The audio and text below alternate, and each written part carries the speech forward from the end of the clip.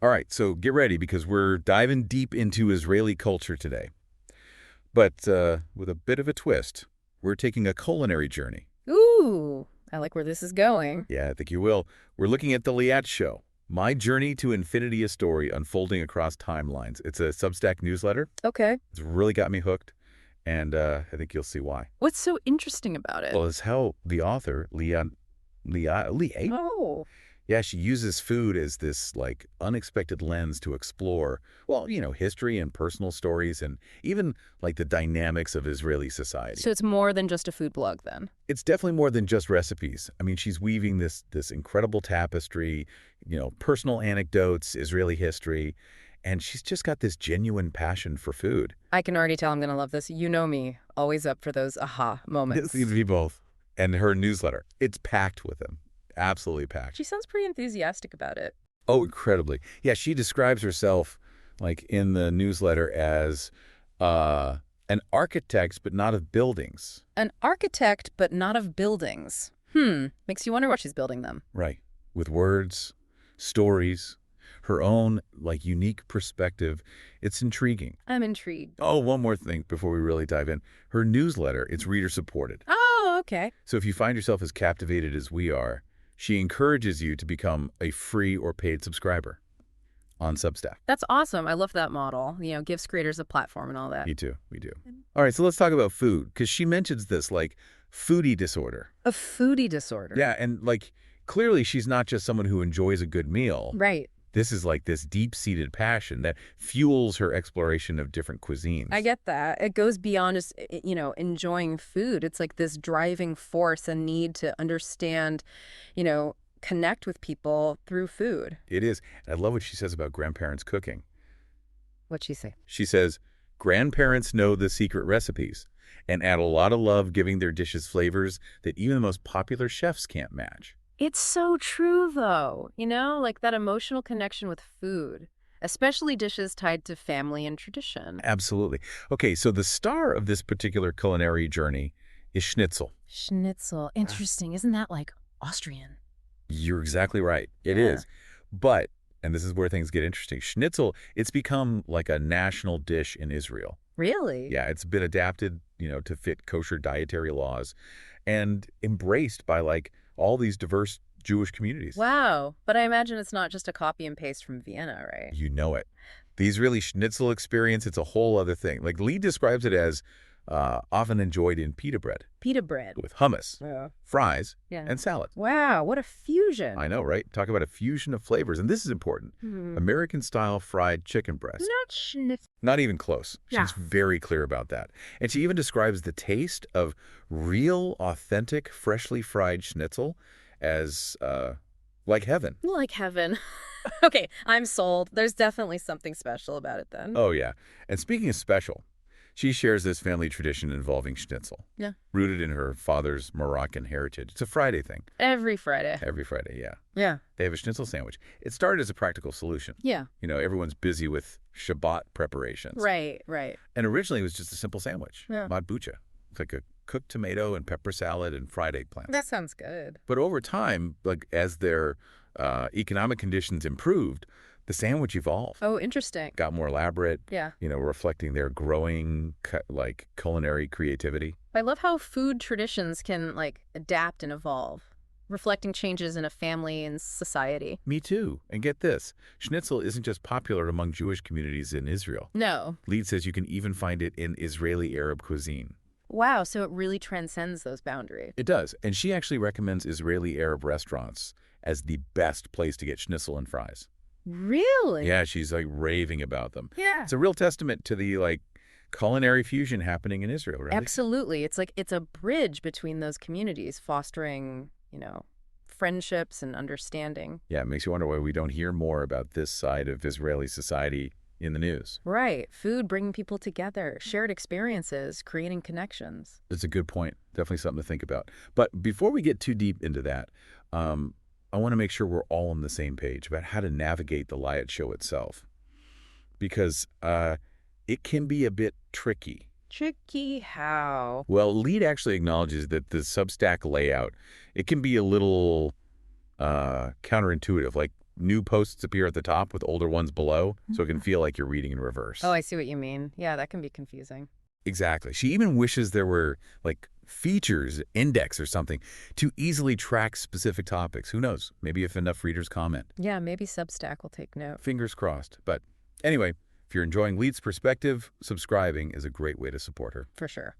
And what's the full title of the newsletter again? It's The Liat Show, My Journey to Infinity, a story unfolding across timelines. Catchy. And it's on Substack, right? Substack, Spotify, Apple Podcasts, YouTube, and Patreon. Wow, she's everywhere. And hey, while we're at it, don't forget to follow and rate this podcast too. It really helps us out. Absolutely. Speaking of which, before we go any further, I want to make sure we're pronouncing Leet's name correctly. Yeah, how exactly is it pronounced? It's Leet, emphasis on the first syllable with a long ah sound. It's important to, respect her name and all that. Absolutely. Respect the name. Okay, so we'll continue exploring the world of Israeli Schnitzel in just a moment. Uncover some surprising family traditions, culinary fusions. Stay tuned. Looking forward to it. All right, welcome back. So let's dive a little deeper into this whole Schnitzel thing. Lee's really giving us this look at a side of Israel that we don't usually see. It really does challenge those preconceived notions, doesn't it? It does. And it starts with understanding what Schnitzel even is. Right. Because she's very clear that it's not just any breaded chicken breast. Oh, she's on a mission to debunk that myth that American-style fried chicken is Schnitzel. Mm-hmm. And she's right, too. Schnitzel has its own history, its own, preparation method, its own cultural significance. Okay, so for those of us who aren't Schnitzel connoisseurs, what is it exactly? Well, she describes it as a thin, breaded, and fried cutlet of meat. A thin, breaded, and fried cutlet of meat. So simple enough, right? You'd think so. Yeah. But the history's surprisingly complex. Ah. Yeah, so the Schnitzel comes from the German verb schnitzen. Which means? To cut. Okay, so like referring to how the meat is prepared? Exactly. It's pounded thin, dipped in eggs, coated in breadcrumbs, and then deep fried. Yeah. To get that golden crispy. Ooh, yeah, I can practically taste it. So it has German roots, but it became famous in Vienna. Right, like the national dish of Austria. And how do they serve it in Austria? Usually with sides like potato salad or cucumber salad, parsley potatoes, things like that. Interesting. So how did it become an Israeli thing? Well, that's where things take a delicious detour. Because in Israel, you often find schnitzel tucked into pita bread. Pita bread, okay. Or baguette, like a hearty sandwich. Makes sense. And of course, no Israeli schnitzel is complete without hummus, fries, and salad. It's like this culinary collision of cultures, all coming together in one bite. It is. It is. I mean, isn't it fascinating how a dish that originated in Europe becomes so ingrained in another culture? Absolutely. It takes on a whole new character. And the adaptations don't stop there. Lee talks about some really interesting variations that have popped up in Israel. Well, sometimes they'll use crushed bisli in the breading. Bisli? What's bisli? Those crunchy Israeli snack crackers. Oh, okay. Or even like cornflakes crumbs. Wow, that's creative. Definitely adds some crunch. And of course, because of the whole kosher dietary laws thing, the meat of choice is usually chicken. Right. But what about vegetarians, vegans? Yeah. Do they miss out? Not at all. There are all sorts of delicious alternatives, like corn schnitzel, broccoli schnitzel, even tofu schnitzel. Wow, so everyone can enjoy a good schnitzel. That's great. Now, I gotta ask, some people try to bake their schnitzel, right, or air fry it for a healthier option? Yeah, but Bleet's pretty adamant that nothing compares to a freshly fried schnitzel, straight from the hot oil. She's a purist. She is. She says it tastes like heaven. And honestly, who are we to argue? I wouldn't dare. So how did schnitzel become so beloved in Israel in the first place? Like, what's the backstory? Well, she explains that it was introduced by European Jews who immigrated to Israel in the mid-20th century. Makes sense. But back then, there were food shortages. Meat was expensive. And pork was off the table, obviously, because of kosher laws. Exactly. So they turned to chicken breast. Yeah. More affordable, more accessible. So the Israeli schnitzel, as we know it today, was born out of necessity. It really was. A practical solution that evolved into a culinary staple. That's so cool. Now, speaking of kosher dietary laws, I'm curious about how those impact schnitzel preparation specifically. That's a great point. Because of those laws, you won't find like a classic Wiener Schnitzel in Israel. Why not? Because of the creamy, buttery sauce. Oh, right. Dairy and meat are separated. Exactly. So instead, they've perfected the art of frying schnitzel in oil, which actually gives it this uniquely crispy texture. So the kosher laws, while seemingly restrictive, actually led to an innovation. It's amazing how cultural and religious practices shape culinary traditions, right? In these unexpected ways. It really is. Now, tell me more about this Friday Schnitzel ritual. It sounds so interesting. It is. So for the past few decades, schnitzel has become this, like, Friday lunch ritual for a lot of Israeli families. Every Friday. Every Friday. And get this, it became popular before the days of social media. No Instagram. No Facebook to spread the word. Your word of mouth and community tradition. That's amazing. So what about Leet's family? Well, she goes into detail about their own Friday Schnitzel ritual, stemming from her father's Moroccan heritage. Oh, cool. Yeah. And it started as a way to have a quick and easy lunch on Fridays while everyone was busy getting ready for Shabbat dinner. Practical. Very. In the early days, it was just matbucha and fried eggplant. Simple. But as time went on, their economic conditions improved and the sandwich evolved. It got fancier. It did. They added schnitzel, fried green chili peppers, all sorts of delicious things. So their food traditions reflected not just cultural influences, but also, like, their economic journey. Exactly. It's a reminder that food is more than sustenance, right? Yeah, absolutely. It's a reflection of our history, our culture, our personal stories. And those stories can be, like, really personal and heartwarming. Liat even tells this anecdote about a friend's family who have their own Friday schnitzel ritual. They always eat it with coleslaw, and the kids refuse to have it any other way. Oh, that's adorable. They're like little schnitzel purists. They are. It just shows you how deeply ingrained these traditions become. Yeah, a part of who we are. And, what's really fascinating about Liat's culinary journey is how she highlights schnitzel as almost a symbol of cultural fusion in Israel, especially between Jewish and Arab communities. She's really passionate about that. She actually recommends Israeli Arab restaurants as, like, the best places to experience the true culinary diversity of Israel. Yeah. To really get a taste of that schnitzel magic. She's not holding back on those recommendations, but it's not just about the food itself, right? It's about the shared experience. Absolutely. It's about those spaces where Jewish and Muslim communities come together. Breaking bread, building friendships. Exactly. She even says, and I quote, that the Israeli Arab community makes the most delicious local Oriental food she's ever tasted, even comparing it favorably to Arab restaurants in the U.S. High praise. And she encourages everyone to, like, prioritize those restaurants. Start with hummus places, then branch out to the Israeli Arab restaurants, and of course the street food. Especially anything served in pita or laffa bread. Oh, definitely. Yeah. So beyond just enjoying a delicious meal, it's about the deeper significance. Right. A testament to the friendships and understanding that have developed over the years. This quiet testament to coexistence that we don't often hear about. It's interesting because she points out that 20% of Israelis are Palestinian Arab, living as citizens with full rights.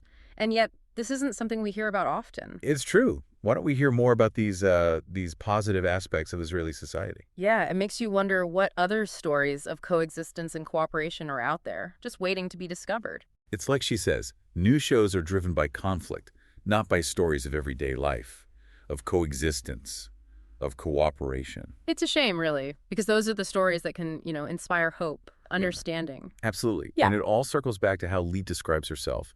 An architect, but not of buildings. She's building something much more powerful.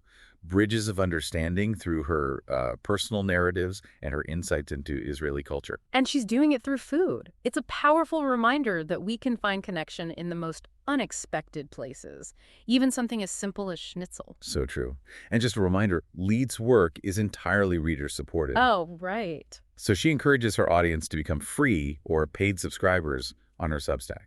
It's called The Liat Show, My Journey to Infinity. A great way to support independent creators like her, sharing their, knowledge and experiences with the world, giving us this glimpse into a reality we might not otherwise see. Exactly. What stands out to you most about her culinary journey so far? I think it's how she uses schnitzel as a springboard to explore something much deeper, the power of food to connect people across cultures, to build those bridges of understanding, especially in a world that often feels so divided. Well said. Well said. And before we wrap up this segment, I just want to remind our listeners that Liat's Substack newsletter is available on, various platforms. A lot of places. Yeah, Substack, of course, but also Spotify, Apple Podcasts, YouTube, and Patreon. And don't forget to follow and rate our podcast as well, right? The Deep Dive. On all those platforms really helps us reach a wider audience. Absolutely does. All right, so when we come back, we'll continue our culinary journey with Leet, exploring how Schnitzel has become this symbol of connection between Jewish and Muslim communities in Israel, and uncover some surprising insights into the power of food to bring people together. Stay tuned. And we're back for the final part of our deep dive into Israeli culture. Through the lens of food, of course, still guided by the Liat Show, that amazing Substack newsletter. I have to say, Liat's perspective is so refreshing. It's not what we usually hear about when it comes to this region. It's true. We're really getting to see a side of Israel that goes beyond the typical headlines. Exactly. She's showing us this often overlooked role of food in bridging those cultural and religious divides, especially in a place like Israel. It's powerful stuff. I mean, remember how she talked about finding Schnitzel in Israeli Arab restaurants? Oh, yeah. And not just finding it, but recommending them as some of the best places to get it. Who knew? Right. I mean, it speaks volumes about the level of cultural exchange and fusion that's happening in Israeli society. Yeah. Way beyond just, sharing recipes. It is. And she's so clear about how food plays this crucial role in building bridges between those communities, Jewish and Muslim communities. It's about finding that common ground, that shared experience that that transcends those differences. It's a beautiful thing. She talks about how Israelis from all walks of life, they go to these Israeli Arab restaurants, drawn in by the food, of course, and the atmosphere. A place where everyone feels comfortable. You can tell she really loves these places. She talks about going there with her family. You can almost smell the food through her descriptions. She's a gifted writer, that's for sure. I love that she says, straight up, that the Israeli Arab community makes the most delicious local, quote-unquote, oriental food she's ever tasted, even comparing it to Arab restaurants here in the U.S. That's high praise. She really wants everyone to experience these restaurants. Put it at the top of your list when you visit Israel. Makes sense. Where should people start? She says to start with the hummus places, then branch out to the Israeli Arab restaurants. And of course, don't forget the street food scene, especially anything served in pita or laffa bread. Oh, yeah, those flatbreads. I could eat those all day. It sounds like an amazing culinary adventure. Definitely adding it to my list. Mine too. But what really stood out to me was her point about these shared culinary experiences. They're more than just enjoying a good meal, right? Right. It's about those genuine friendships, the mutual understanding that's developed over years and years, a testament to coexistence that we don't often hear about. Yeah. She reminds us that 20% of Israelis are Palestinian Arab, living as citizens with full rights. But that rarely makes the headlines, does it? It's true. Why do we always focus on the conflict, on the division? What are we missing when we do that? It's like she says, news thrives on conflict, not on those everyday stories of coexistence and cooperation. That's a powerful point. It's almost like a call to action, right? To look beyond those headlines, to seek out different perspectives, the ones that highlight the positive, the hopeful. It's easy to get bogged down in all the negativity, isn't it? It is. But Liat's work, it's like a breath of fresh air. She reminds us that there's always more to the story. Even in those regions marked by conflict, there are people building bridges, finding common ground, and yes, sharing meals. So what does all this tell us? I mean, this deep dive into the Liat Show, it's about so much more than just food. It is. It's about challenging those assumptions, exploring those unexpected corners of the world, and appreciating how something as simple as a schnitzel can connect people across cultures. And it shows the power of those independent creators like Leet. They're out there sharing their unique perspectives, challenging us to see the world in a new light. So if you're ready to see the world through a different lens, the lens of food and culture, then I highly recommend checking out Leet's Substack newsletter.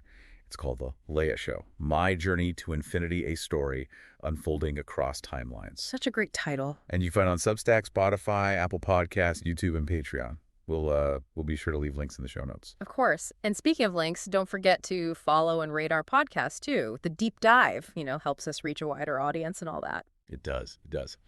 All right, so that's it for this episode of The Deep Dive. We'll be back soon with another deep dive into another fascinating topic. But until then, stay curious, keep exploring, and remember, there's always more to discover just below the surface.